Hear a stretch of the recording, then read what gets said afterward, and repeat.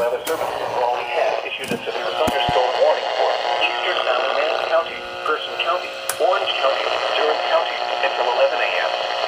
At 10:14 a.m., severe thunderstorms were located along a line extending from nearby towers to near 11 to 7 miles northeast of Siler City, moving northeast at 40 miles per hour.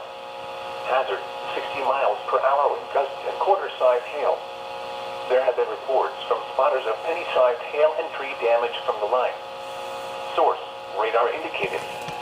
Impact, hail damage to vehicles is expected. Expect wind damage to roofs, siding, and trees.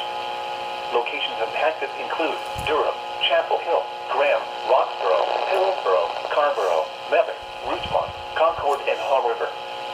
For your protection, move to an interior room on the lowest floor of a building. Prepare immediately for large hail and deadly clouds of ground lightning. Seek shelter inside a well-built structure. Stay away from windows. Repeating, a severe thunderstorm warning has been issued until 11 a.m. for the following counties in North Carolina: Alamance, Durham, Orange, and Person.